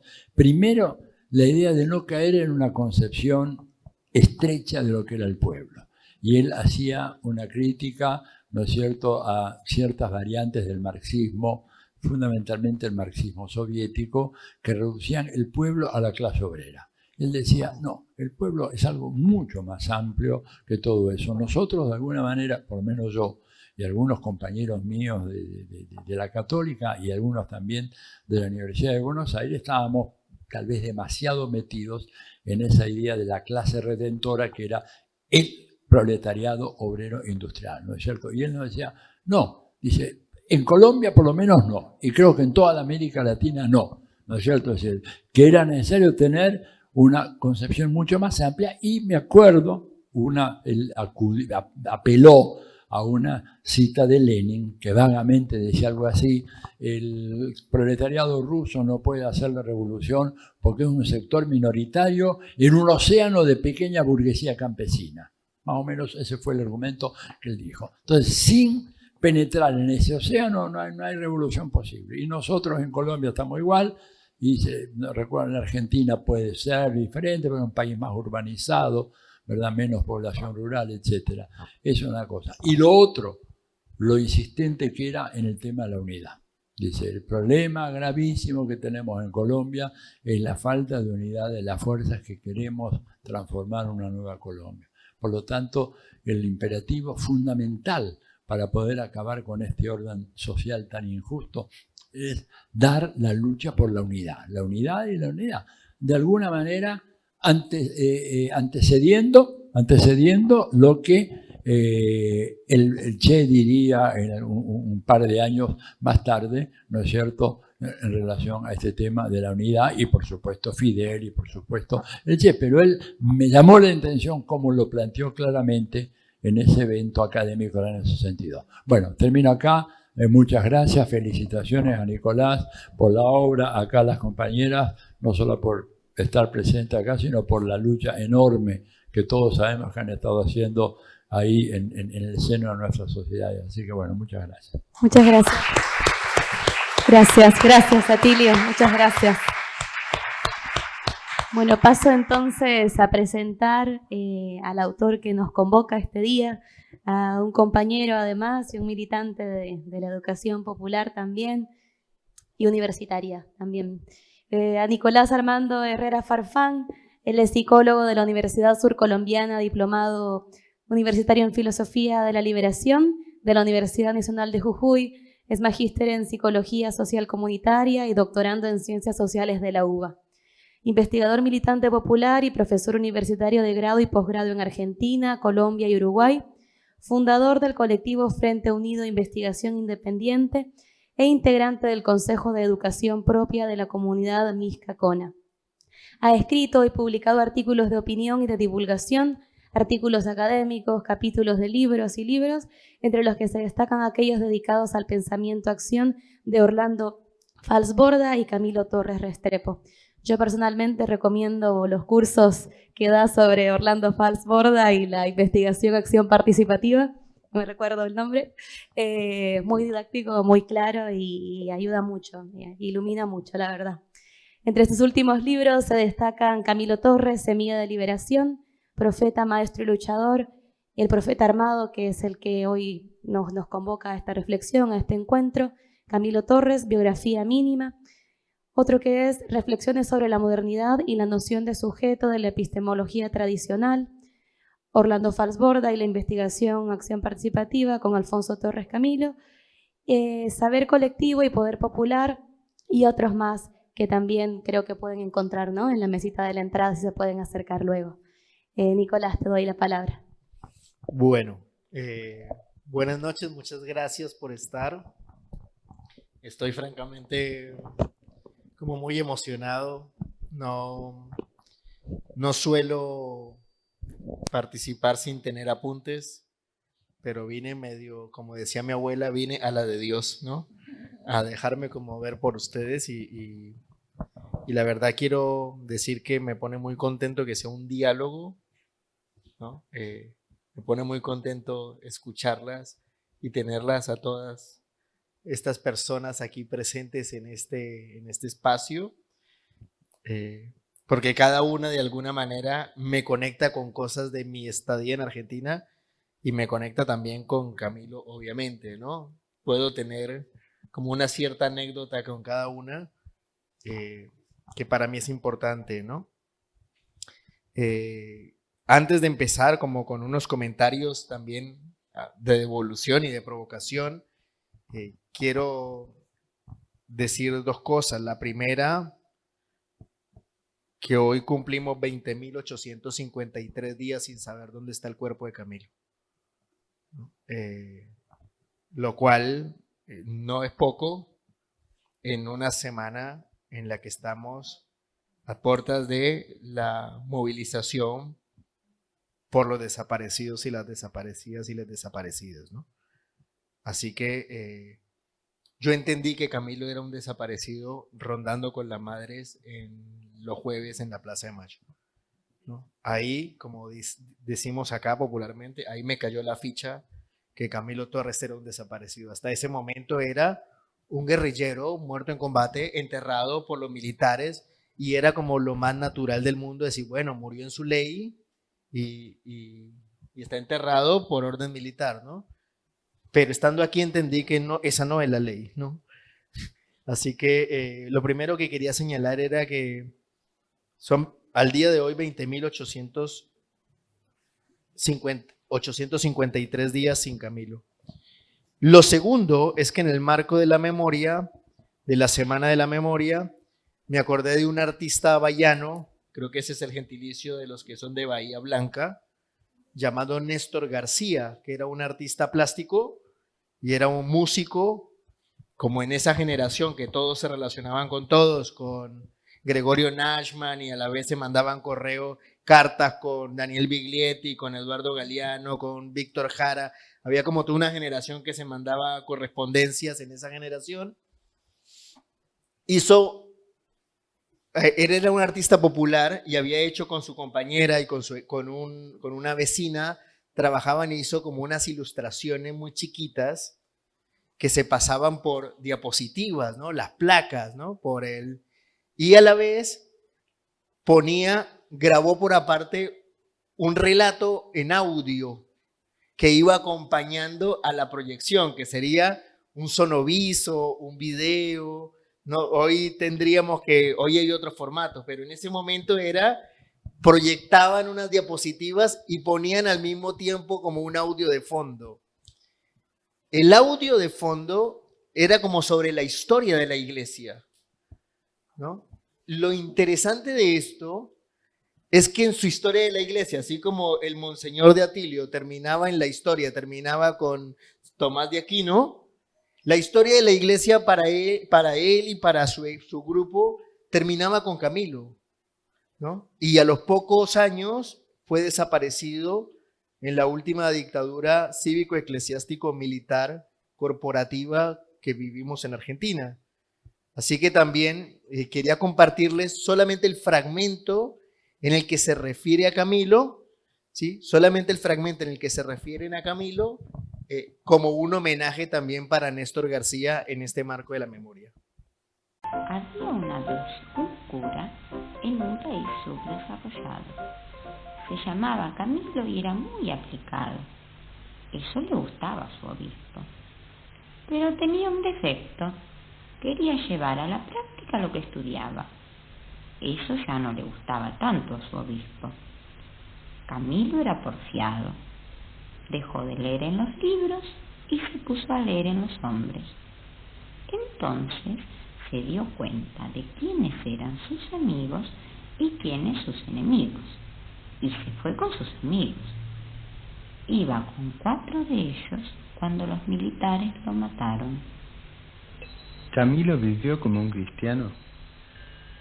El cardenal Luis Concha Córdoba decía en su comunicado del 20 de septiembre de 1965: el cardenal arzobispo de Bogotá cree deber llamar la atención de los católicos hacia las actividades notoriamente reñidas con las enseñanzas de la Iglesia Católica en que se haya empeñado el señor Camilo Torres.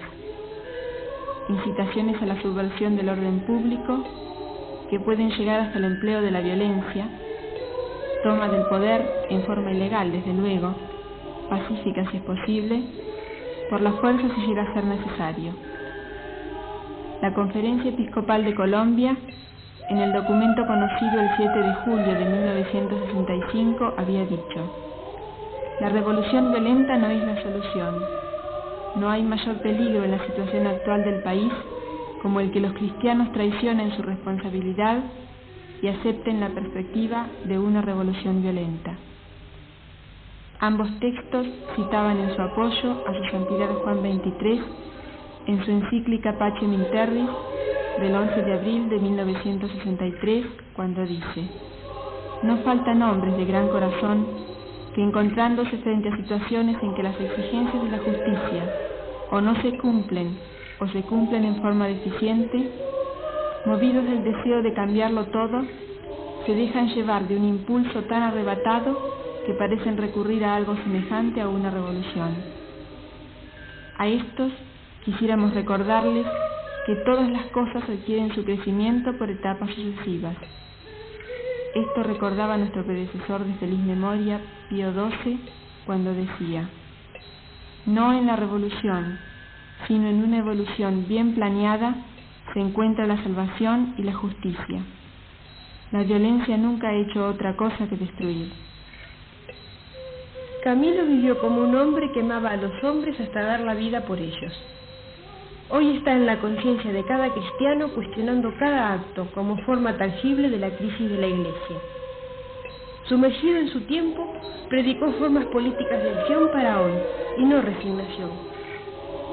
Quizá esperaba no tener que pasar de allí, pero el sistema no tolera a sus enemigos.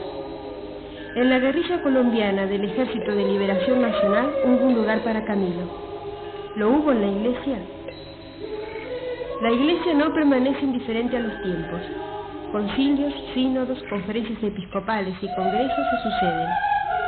Papas, cardenales, obispos, sacerdotes se ocupan del celibato, el rito, los anticonceptivos, la violencia, el divorcio, las drogas.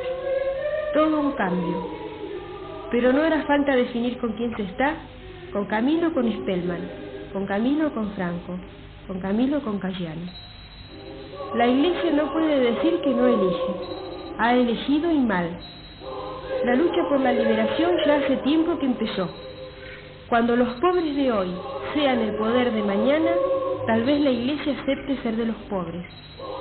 Será el momento de recordarle que Camilo es un guerrillero muerto, y no un cura muerto, que llevaba un uniforme verde oliva, y no una sotana, que Camilo fue nuestro.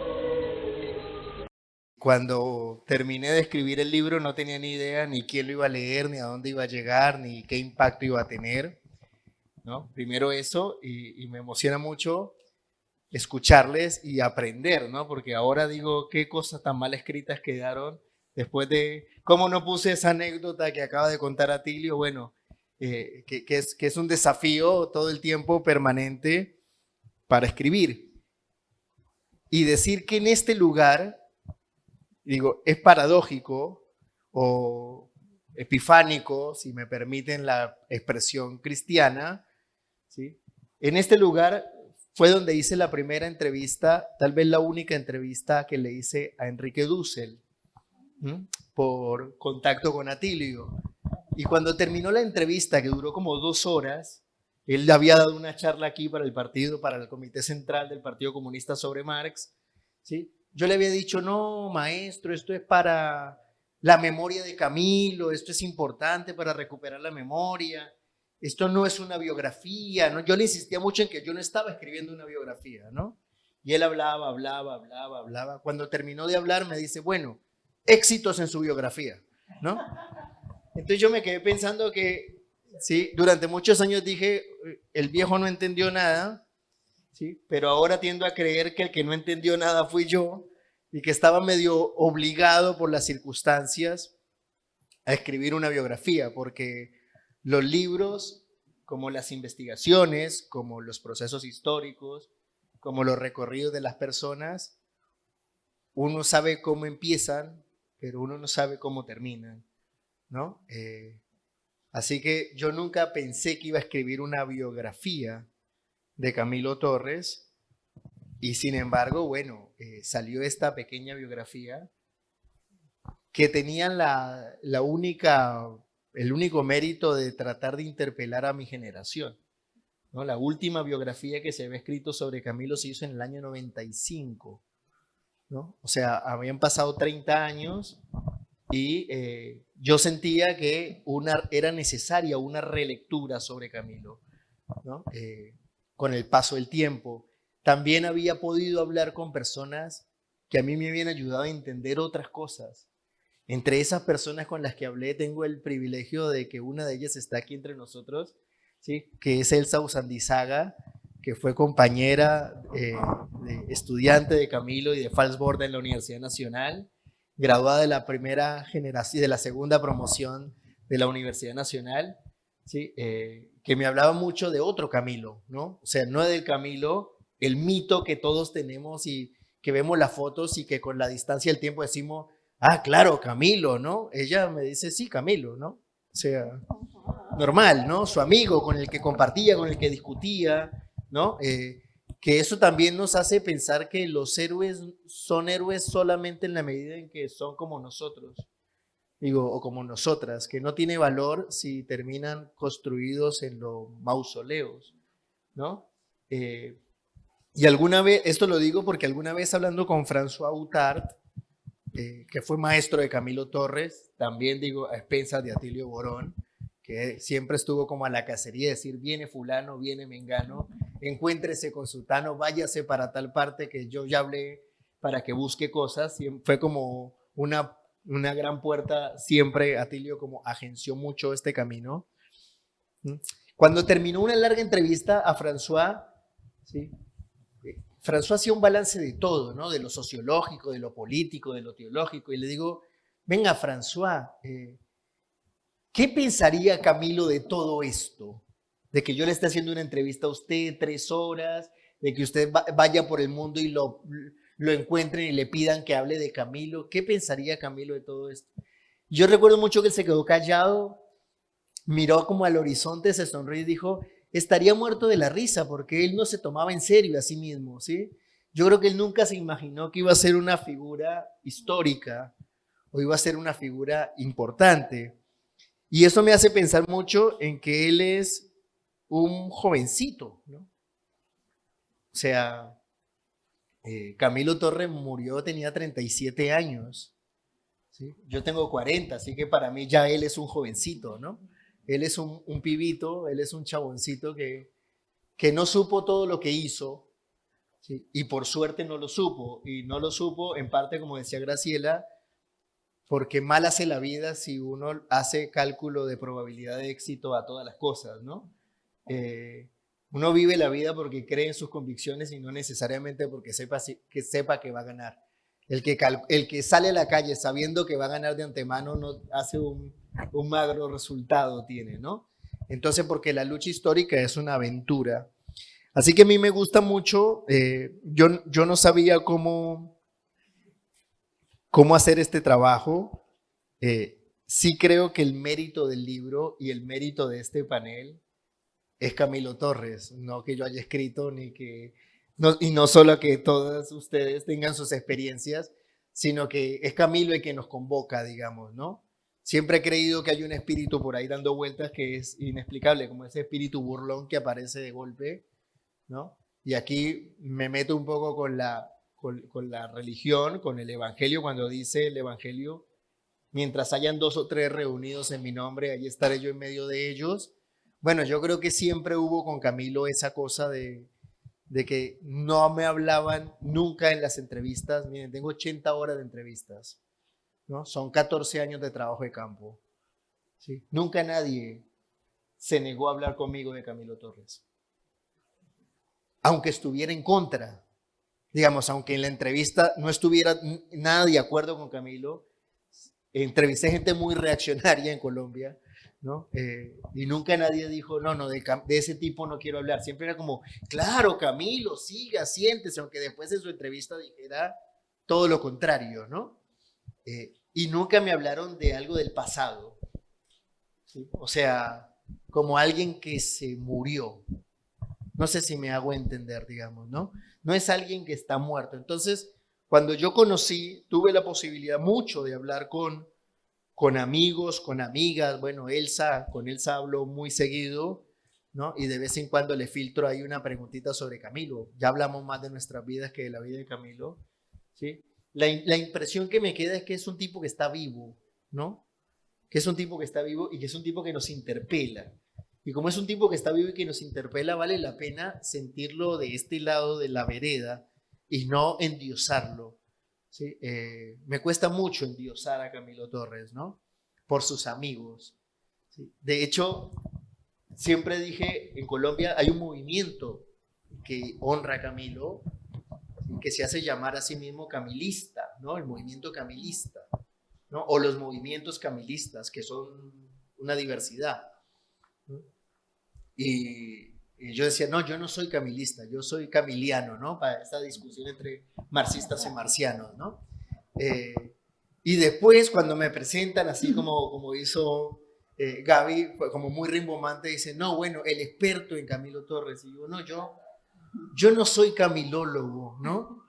Yo soy un camilófilo, alguien a quien se deja conmover por un proyecto existencial de otra persona y trata de traerlo para discutir nuestro tiempo, porque no importa si soy cristiano o no, no importa si soy marxista o no, no importa si soy agnóstico, ateo, musulmán, ¿no? Para interpelarme por una experiencia de Camilo. Es una persona como cualquiera de nosotros y de nosotras que frente a su contexto histórico tomó decisiones en favor de los demás. Digo, para mí, como pueden haber muchas otras palabras, como decía Graciela, ¿no? Aquí las anoté algunas, ¿no? ¿Dónde están? Aquí. Búsqueda, compromiso, revolución, servicio, ética, diálogo, amor eficaz. También podemos meter otras, sentir comunitario, confianza, creencia en el pueblo, o sea, en la fe. Eso que Juan Luis II, un teólogo de la liberación uruguayo, llamaba fe antropológica. Creer en Dios, pero creer en el otro, ¿no? Y eso es lo que está, por ejemplo, en en el principio de la historia me absolverá, ¿no? Dice, ¿sí? Creemos en el pueblo, creo en el pueblo. Esa frase de Fidel, ¿no? Si en barco llego, si llego combato, si peleo gano, ¿no? O sea, porque creía en el pueblo.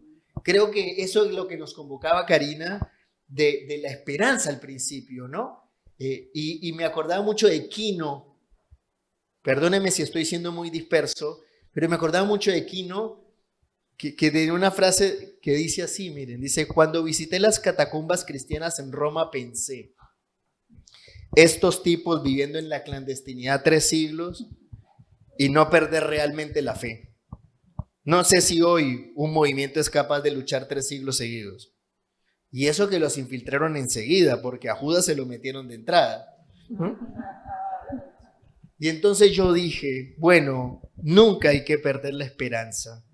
Y eso me hace pensar en que estamos aquí en la Semana de la Memoria, que ya ni siquiera es un día de la memoria, ¿no? Eso tiene que ser la Semana de la Memoria para poder decir que nuestros muertos no están muertos mientras nosotros los tengamos al lado, como Fátima, mientras les prendamos la velita, ¿no? Porque el enemigo, decía Walter Benjamin, ¿sí? Si el enemigo vence, ni siquiera nuestros muertos van a estar a salvo.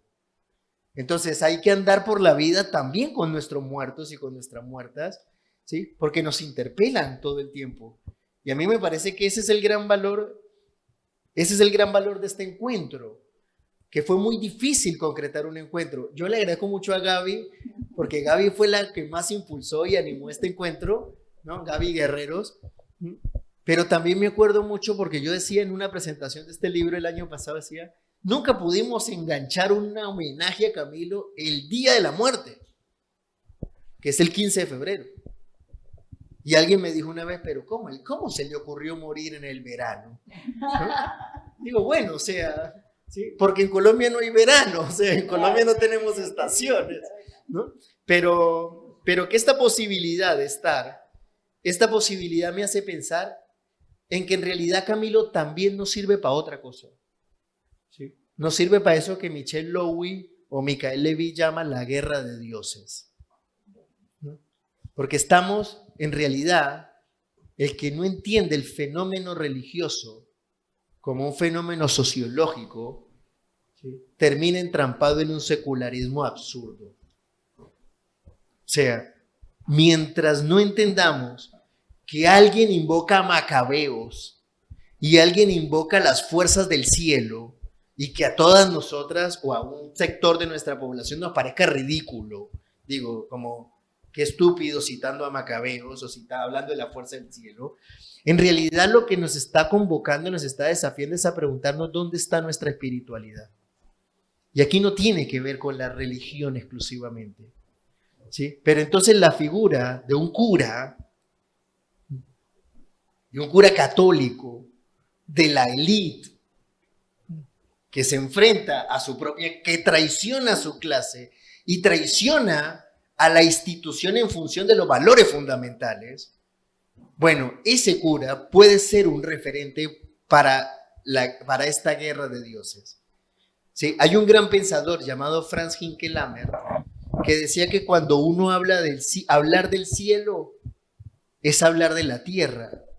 Por eso en los evangelios se hablaba siempre del gran banquete como el paraíso. Claro, si queremos comer ahora, no es que queremos ser Suiza dentro de 30 años, ¿no? Queremos comer ahora, queremos que haya pan y haya dignidad y haya justicia en nuestra mesa, ¿no?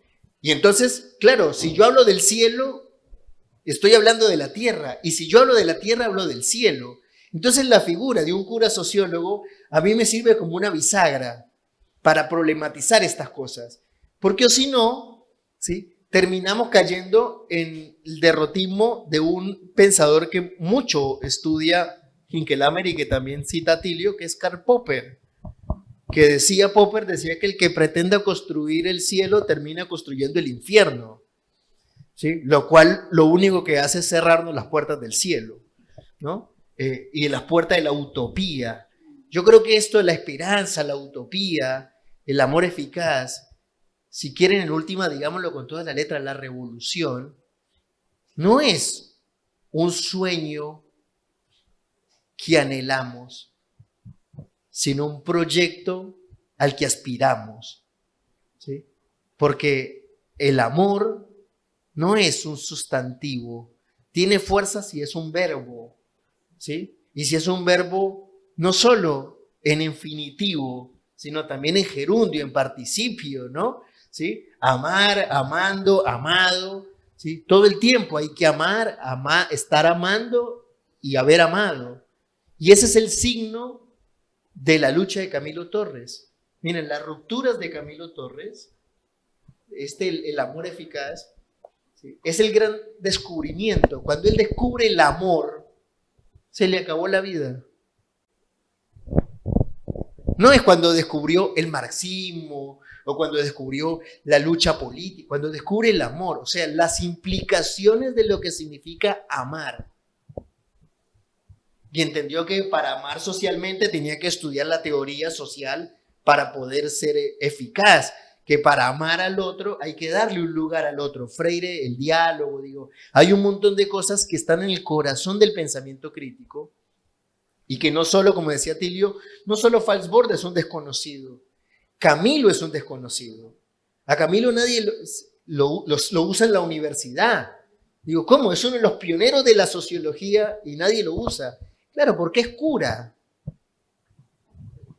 ¿Por qué es cura? Entonces, como es cura, bueno, sí, bueno, es un curita buena onda que se sacrificó y fue el martirio, ¿no? Se quiso morir y quiso morir por sus hermanos. Pero ¿cuál es la implicación ético-política de eso? ¿Cuál es la implicación sociológica de eso? El libro yo trato de explicar eso porque si no, no se entiende, ¿sí? Y como no se entiende que hay que agotar todas las instancias, pues tampoco se entiende lo que significa ser mártir y profeta. Por eso América profética, ¿no? Porque el profeta, cuando pensamos en el profeta, pensamos en Nostradamus, ¿no? El tipo que te dice cómo va a estar la cosa dentro de 30 años, ¿no? La catástrofe, ¿no? Y como el adivino, es casi un oráculo. Y el profeta es un oráculo, pero de otro sentido. Es alguien que nos ayuda a entender cuáles son los signos de este tiempo, que nos ayuda a desentrañar el concepto, la profundidad de lo que vivimos. ¿Qué carajo significa que nos hablen de Macabeos hoy? ¿Sí? ¿Cómo puede ser posible que hoy, o una semana a poco de la memoria del día, el 24 de marzo, nos enteremos lo que le pasó a la compañera de hijos? Uno puede decir casualidades. Sí, tampoco para ser conspiranoicos, ¿no? Sino para entender que hay circuitos que tenemos que atar. Eso no los atamos de la noche a la mañana. Entonces necesitamos códigos, necesitamos la clave Morse para entender. El profeta es el que te dice cuando hace titi, quiere decir sí, y cuando hace titi, quiere decir no. Digo, como el sonido del código Morse, ¿no? Entonces, el sentido de Camilo Torres, para mí no es un tipo del pasado, ¿sí? Sí, es un tipo del presente, pero hay que tratar de volver a verlo, hay que volverlo a estudiar a Camilo Torres, ¿sí? Y quiero cerrar con esto de Enrique Dussel, ¿no? Porque fue muy interesante la conversación de él y él hablaba mucho en sus últimos trabajos, sobre todo, hablaba mucho del pueblo como categoría política, del pueblo y del pueblo. Y decía, bueno, porque el pueblo es la categoría política y la clase es la categoría económica, ¿no? Y en esa conversación, estoy hablando del año 2014, hace 10 años, dice, bueno, sería muy interesante que alguien haga un análisis transversal y estudie la clase pueblo. O sea, que cruce lo político y lo económico para entender la complejidad del sujeto histórico. Y yo le dije, maestro, pero eso ya lo hizo Camilo Torres, cuando hablaba de la clase popular. Y él, que era un tipo un poco histriónico, un poco expresivo, levantó la mirada y dice, ¿ah, sí? Voy a tener que volver a leerlo, ¿no? Pero el libro lo va a tener que escribir usted, porque ahora les corresponde a su generación resolver el dilema. Así que ahora nos corresponde a nosotras, resolver nuestros dilemas, ¿sí? Y que el libro solamente tiene una pretensión y es provocar estos diálogos. Y yo estoy, muy feliz de que esté Elsa, de que esté Cari, de que esté Graciela, que además conoció a Isabelita, a la mamá de Camilo Torres, de que esté Fátima, ¿no? Que además conoció al padre Mujica, ¿no? De que esté Atilio, que conoció a Camilo Torres. Bueno, si hacemos la lista de todos los que conoció Atilio Borón, se nos va la noche, pero en realidad, gracias porque esta oportunidad que parece paradójica, a 4 días, a 3 días de la movilización por la memoria, quiere decir que Camilo Torres también hace parte de este pueblo, ¿no? Digo, y eso a mí me hace tremendamente feliz. Y que se haga en la sede del Partido Comunista de la capital federal, ¿sí? Con Vittorio Codovila y toda esa generación, esa tradición, una tradición bastante poco amigable con que se hiciera un evento como esto.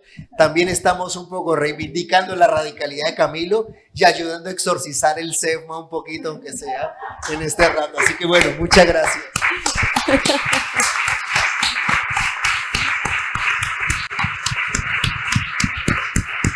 Muchas gracias, Nico. Gracias. Gracias a todos por estar. Si alguien quiere hacer algún comentario, es bienvenido a este momento. Agradecemos este encuentro y comentar también que, bueno, como decíamos, esta es la primera charla, el primer encuentro de muchos que vamos a hacer. El próximo será en mayo en torno a la figura del padre Carlos Mujica y el tercero va a ser en agosto en torno a la figura del sacerdote salvadoreño Monseñor Romero, que también tiene quizás un recorrido parecido al de Camilo Torres y está anidado en la fe popular.